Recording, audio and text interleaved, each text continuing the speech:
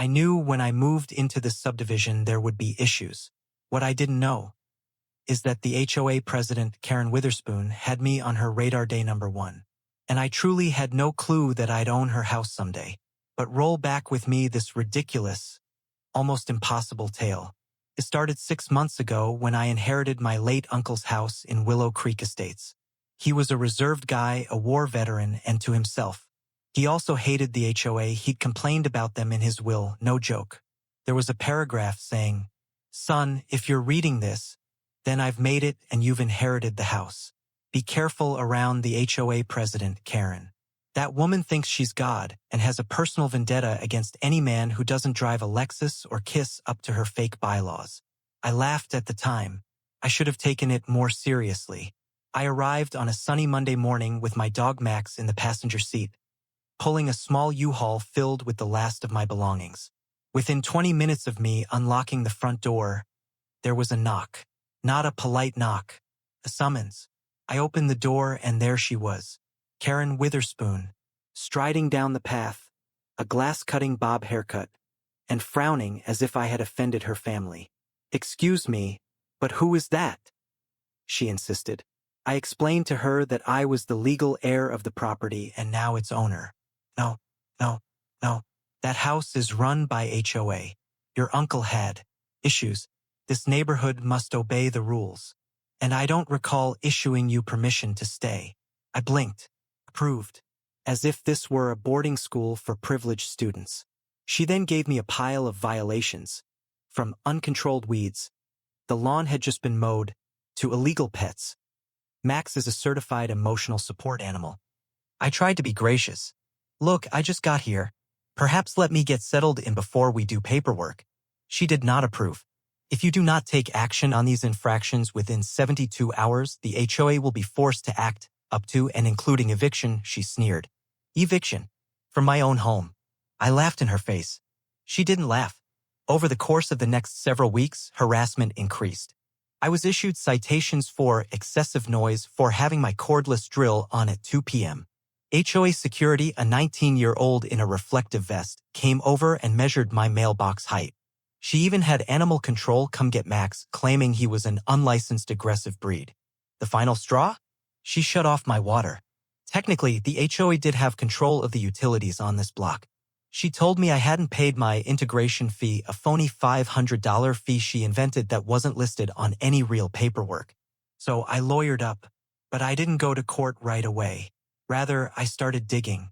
I spent dozens of hours browsing the internet studying HOA bylaws, scouring county land records, and talking to other residents. And that's when I uncovered the golden thread that unraveled it all. Karen Witherspoon hadn't made a check out for her own home mortgage in over a year. Her McMansion on the corner, 4821, the one with the Greek columns and marble lions, was in pre-foreclosure. I double-verified with the county and even pulled her notice of default. She was 14 months behind. Now the good part. Karen wasn't just the HOA president. She was also using HOA funds to pay for her personal expenses, which is strictly illegal. I was tipped off anonymously by a past board member. He emailed me where Karen approved a $12,000 landscaping improvement that went towards her personal backyard waterfall. So I went dark, played it cool. I paid the phony fees, waved hello to Karen as I passed her by, even helloed her dog Bentley on her morning power walks. And behind her back, I bought the foreclosure rights to her house at auction. When it was final, I didn't tell anyone. Not yet. I waited. And would you credit it, Karen, having been fired up after all those months of badgering me, chose to serve a last, flourishy eviction notice.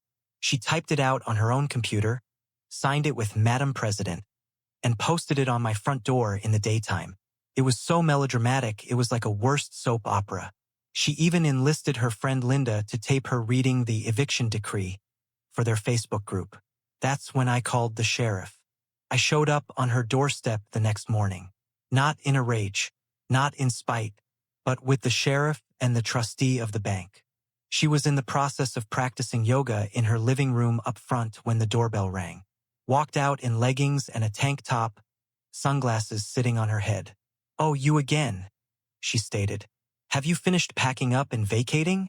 Or do I have to do it for you and file the papers? I pulled out the official transfer papers of foreclosure. Actually, Karen, you're the one who's going to have to pack. I own this property now, as of 9 a.m. this morning. She blinked, laughed, thought it was a joke, until the sheriff appeared. Ma'am, you've been legally served. This property has been foreclosed and auctioned. The new owner, him, has the right of possession. You have 48 hours to leave.